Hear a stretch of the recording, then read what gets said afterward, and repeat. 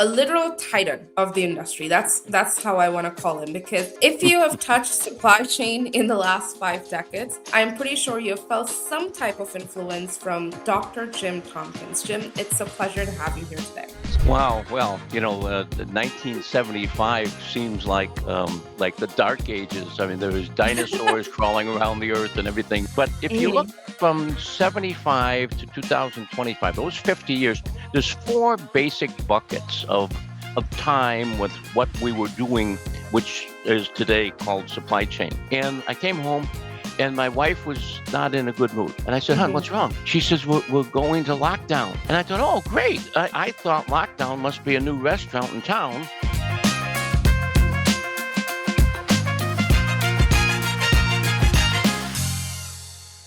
So welcome everyone to the VSERVE Ebusiness Solutions podcast on supply chain management. We invite here some of industry's great experts to share their experiences and obviously gather some helpful tips along the way. I'm Cynthia, your host for today, and I am sitting down today with a literal titan of the industry. That's how I want to call him, because if you have touched supply chain in the last 5 decades, I'm pretty sure you have felt some type of influence from Dr. Jim Tompkins. Jim, it's a pleasure to have you here today. Thank you, Cynthia. It's good to be here, and appreciate the preparation you put into these questions. I had to get up early this morning to be ready for these.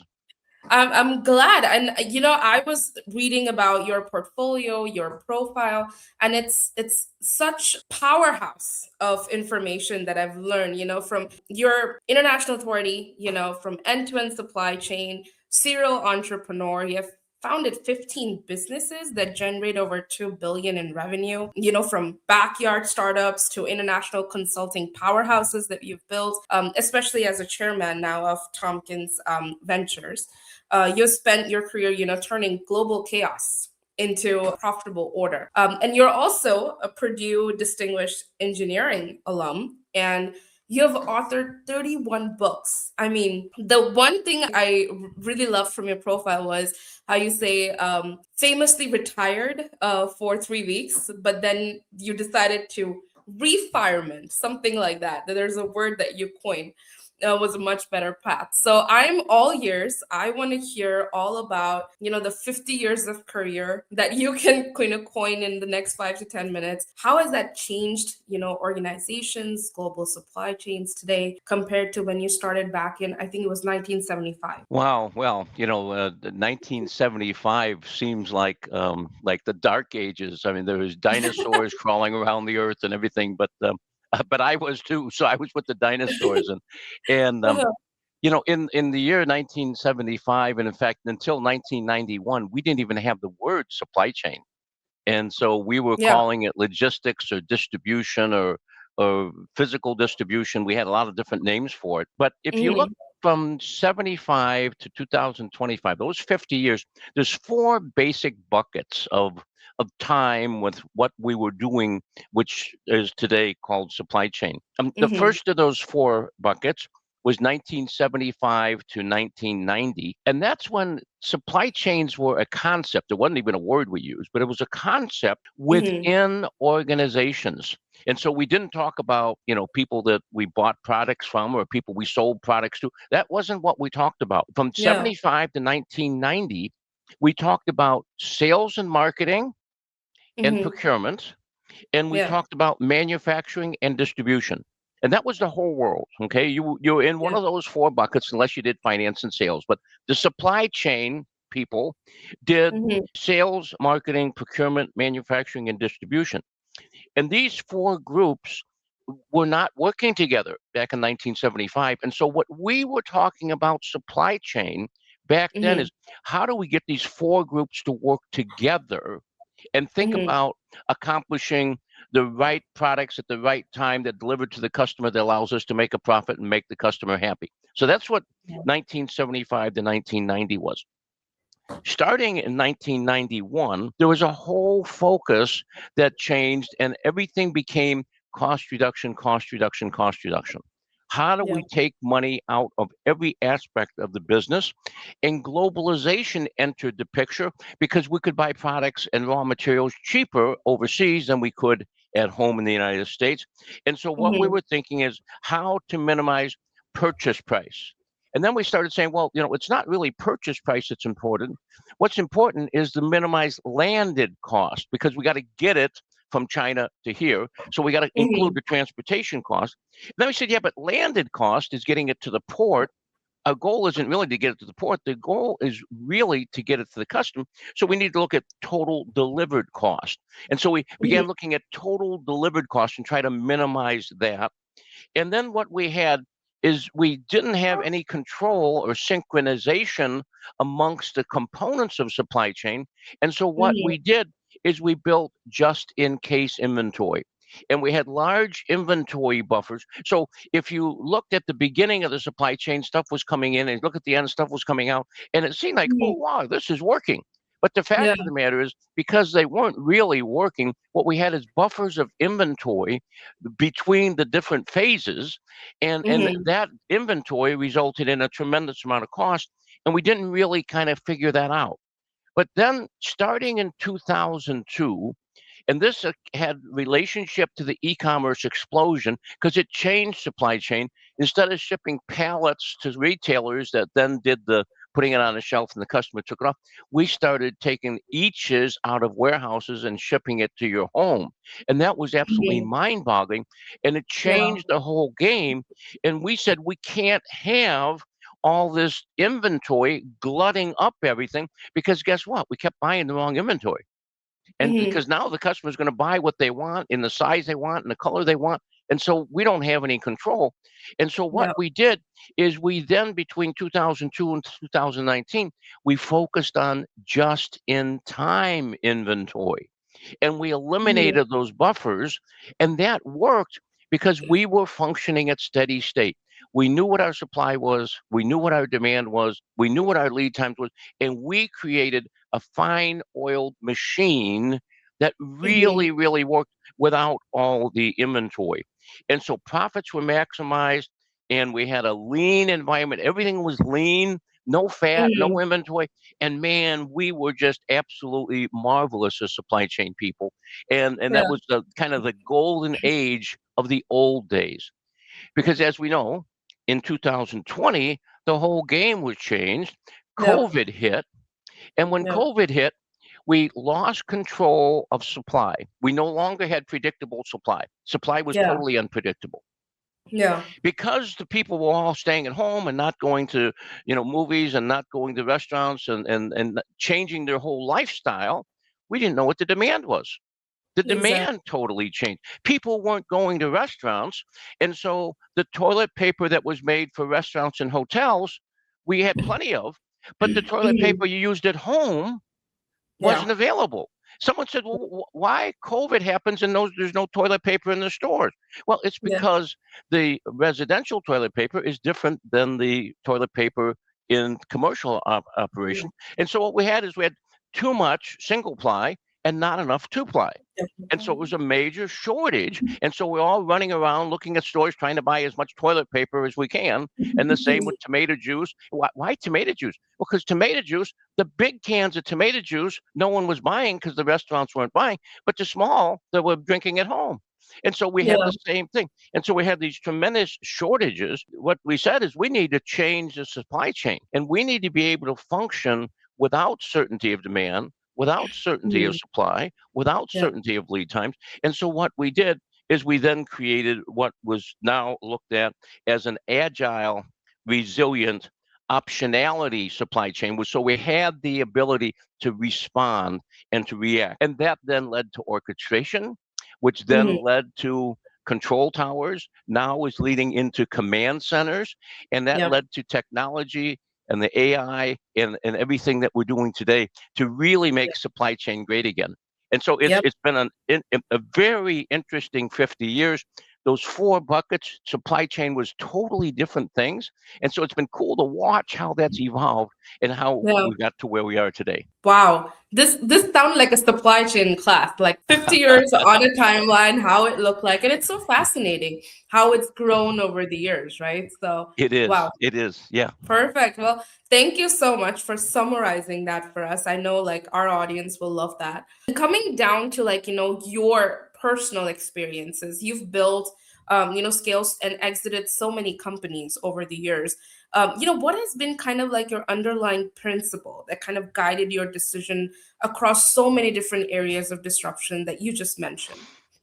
Yeah, those are interesting because contrary to the first question, where first bucket and the fourth bucket, the only thing they have in common is the word supply chain was mentioned, but being Yeah. totally different. With Yeah. respect to my underlying principles, the stuff that guides me, they haven't changed.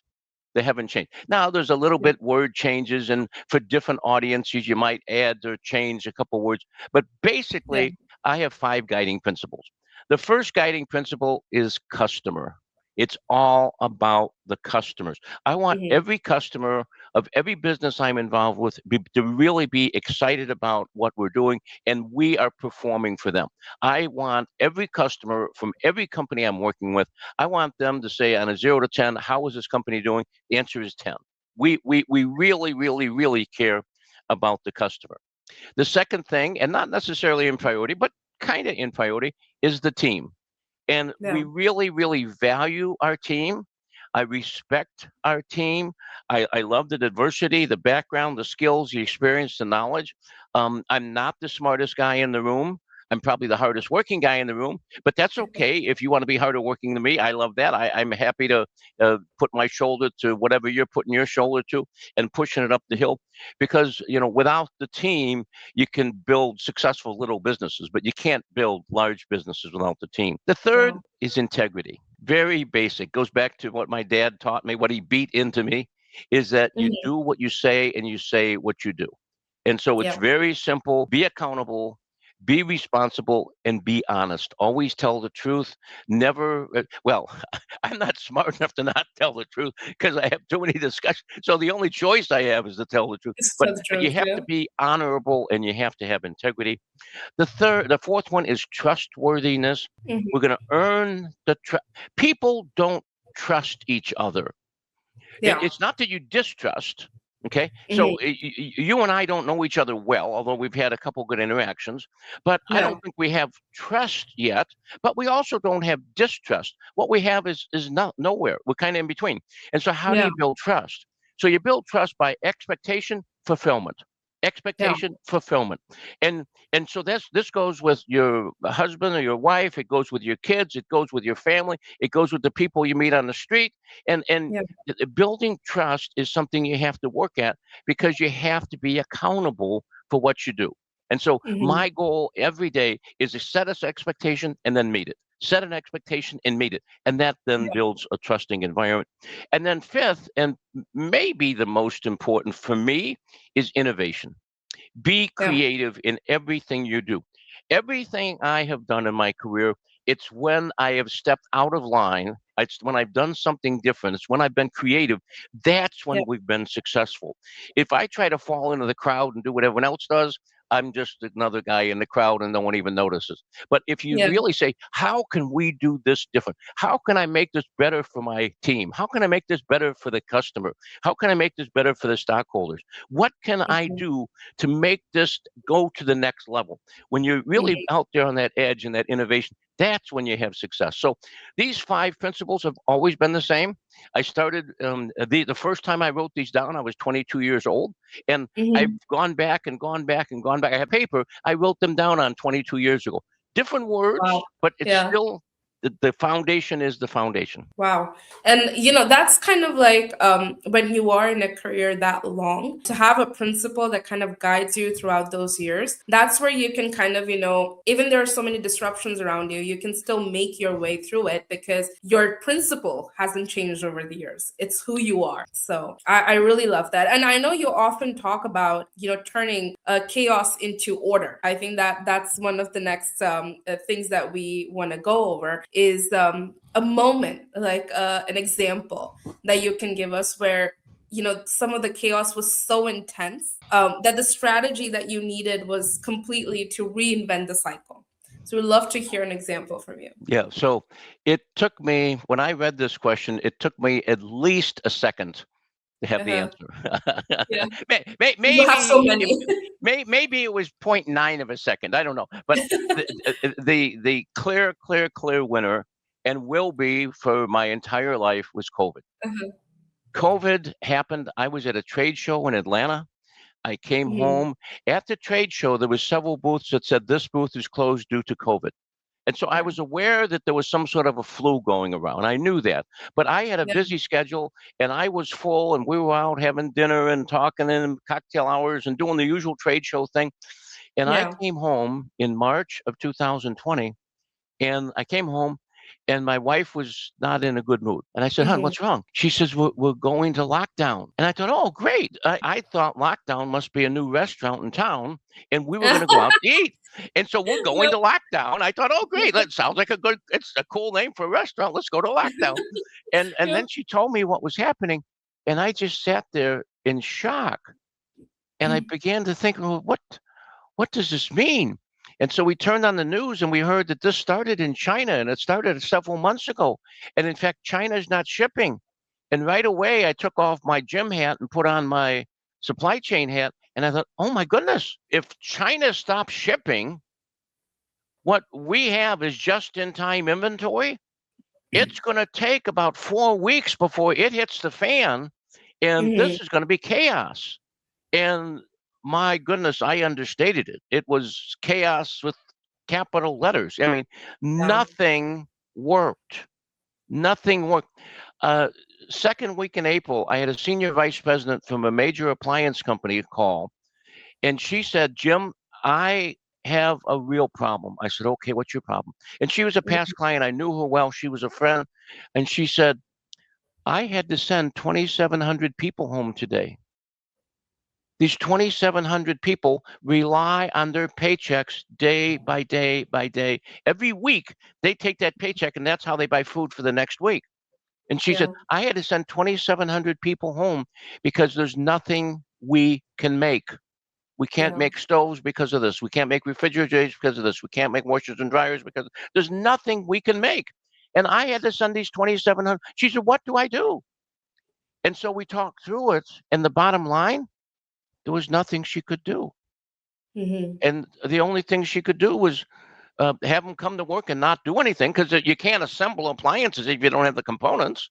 And she didn't Yeah. have the components. And they tried to expedite. Well, oh wow, we on our refrigerators, the key component is compressors, and our compressors come from Brazil, not China. Great, let's make refrigerators. So they called China and said more compressors, and they said, well, we're ready to work, but we can't get the components that go into the compressors from China. We said, oh my God, so that door was closed. And so what Yeah. we had is we had chaos, and at the same time, my clients were calling me up and canceling projects. Mhm. Okay, TJ Maxx, we had a $20 million project. They called us up and said, Jim, no sense us building a new warehouse and automating Yeah. it if all our stores are closed, and all our stores are closed. So, we love you. You're doing a great job. We know we don't have a cancellation clause, but our lawyers tell us we can use force majeure because our company's closed, and so we're going to cancel this. I said, well, you don't have to worry about the lawyers, but yeah, I mean, if I was you, I'd do the same thing. Kmart of Mhm. Australia called us up, same exact thing. And in one day, March 14th, 2020, in one day, I lost $32 million worth of book business. Okay, that Wow. was 15% of the annual sales. And I said, "Oh my Yeah. goodness, what's happening?" And so then I got in discussions with private equity and so forth how we were going to handle it. And guess what? For the first time in 40 years of business, 45 years of business, I needed to have a layoff. And my heart bled because these are my people. I mean, Yeah. these people rely on me just like the lady's 2,700 people. And I said, oh Yeah. my goodness, I got to lay people off. I talked to my private equity company. They and I had a dispute over who to lay off. I said, lay off the junior people. They said, lay off the senior people. We had a big battle. And I don't know if I quit or if I got fired, but I lost my company. For this company was like one of my children, except it was older. Yeah. Okay. And then now I don't have a job. I don't have, Mhm. I'm not working. And Yeah. how does this happen? Okay, and so Yeah. I said, what's going to happen? And so we had supply chains that were brittle, that Yeah. broke. I had a lack of alignment with my private equity company, and that broke. And so here I am, broken supply chain, broken career. My family is broken because I have family members losing jobs. Yeah. I got, people that I depend on me that I can't support. And you go, Yeah. oh my. And so that is a moment of chaos. Tell you the truth, I sat down and prayed. I said, you know, what do I do now? Within a month, I started a new business, Tompkins Ventures.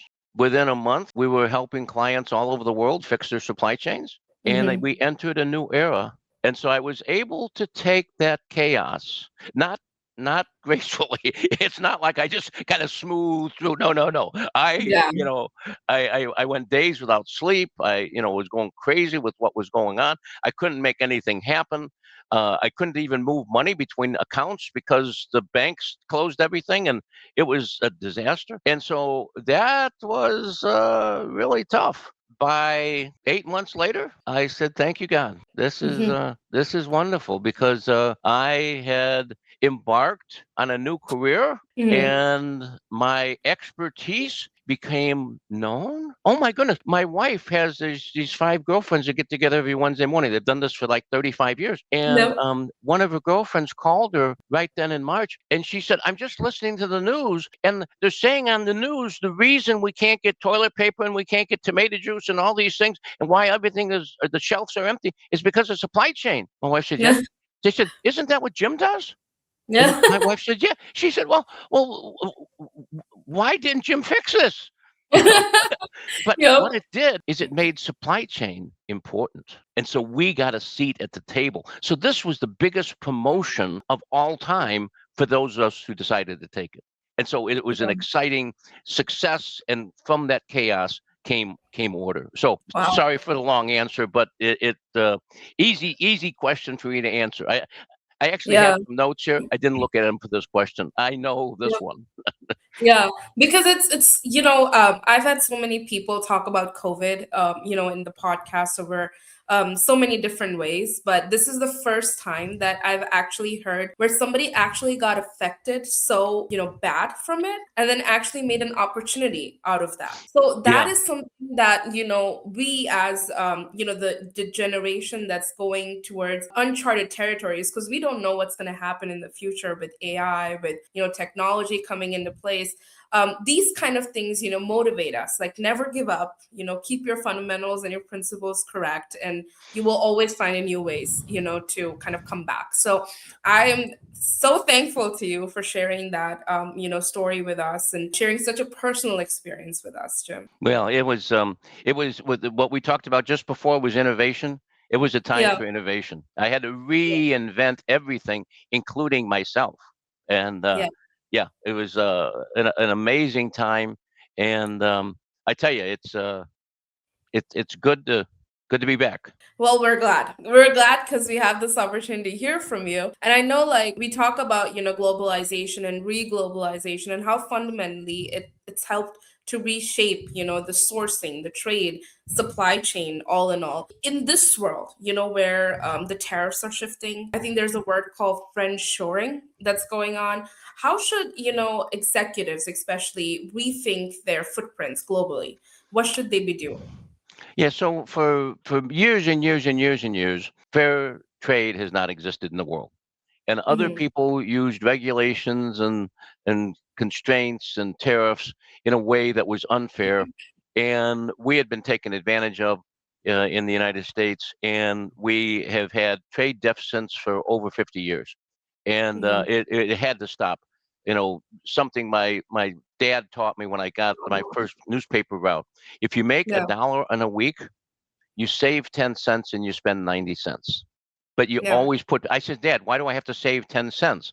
He said, because you never know when the paper route's going to end.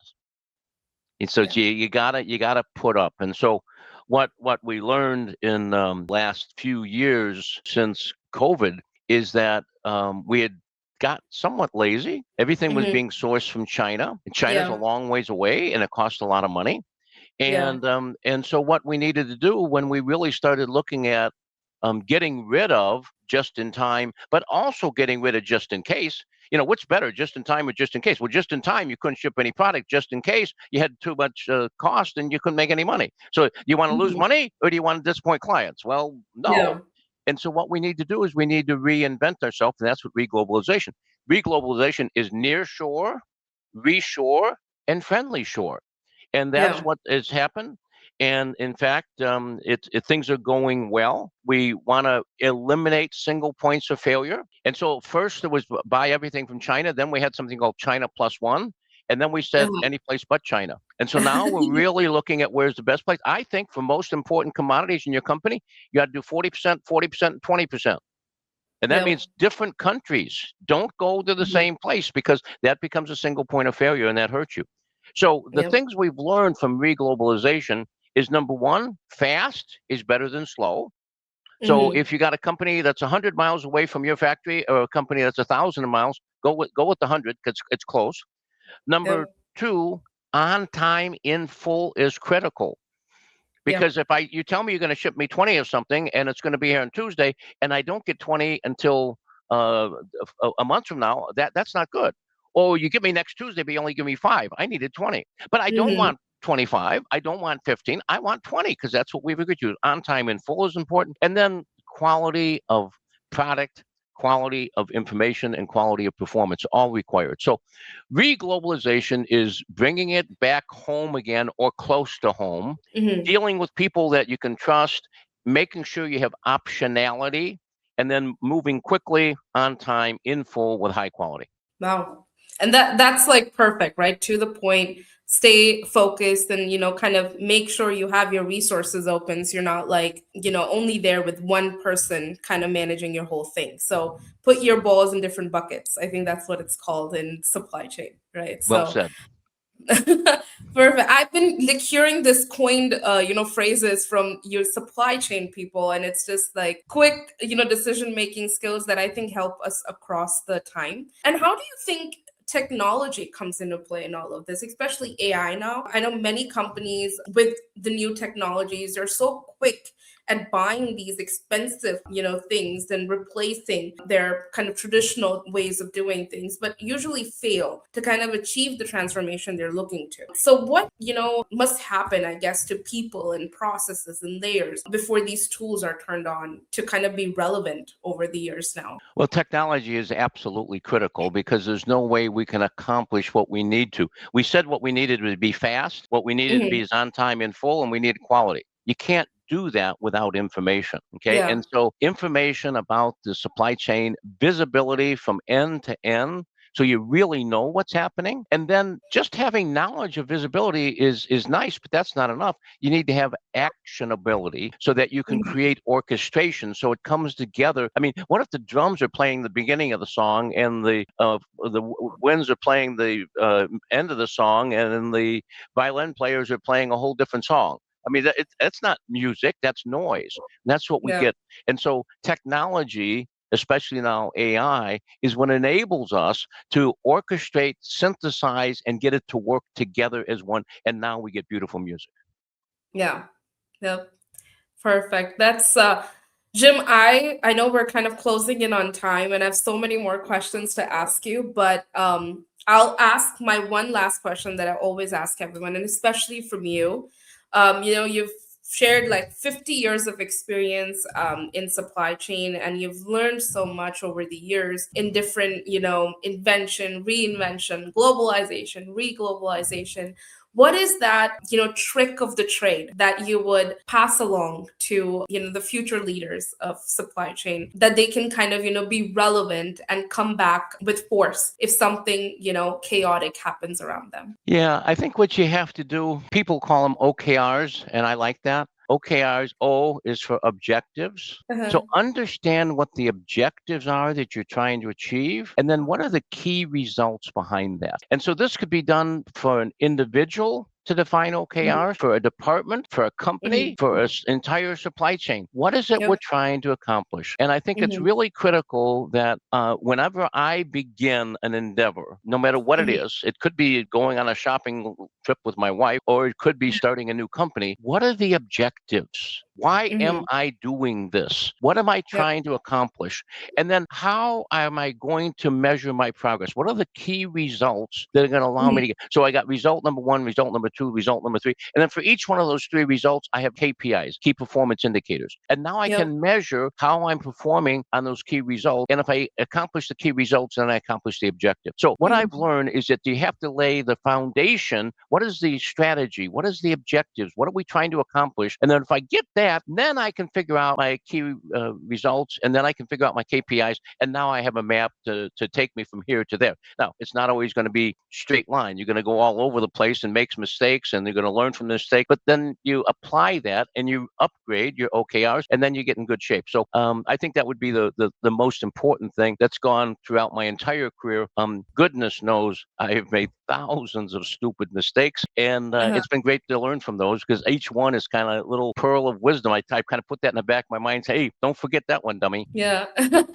OKR. Okay. Perfect. Well, this has been such a masterclass, Jim. I know I've enjoyed every single second of this podcast, and I hope to kind of, stay in touch with you and learn more from you. But any last thoughts or wisdom you want to pass along before we, end the podcast today? Well, I think what's really key is that you need to find a place where you can contribute and really, really feel good about it. Yeah. And I think that's where I've been fortunate in my life to have. People say you're old, but you still have the energy of a 20-year-old man. Well, yeah, I'm old, but and I don't know about a 20-year-old man, but I'm not hardworking or dedicated or any of that stuff. I just having fun. I just Yeah. love what I do. And if you Uh-huh. love what you do, it's going to go well. Sure, you're going to make mistakes, but just figure out what makes you happy and then go do it and do it well. Perfect. Well, I love what I'm doing as well as of now. So I Great. hope that kind of, comes across with the work I contribute to my surroundings. And thank you so much, Jim, for coming into our show and, giving us such good insights. It was great talking to you today. Thank you again. Super. Thank you, Cynthia. Great to spend time with you. Same here.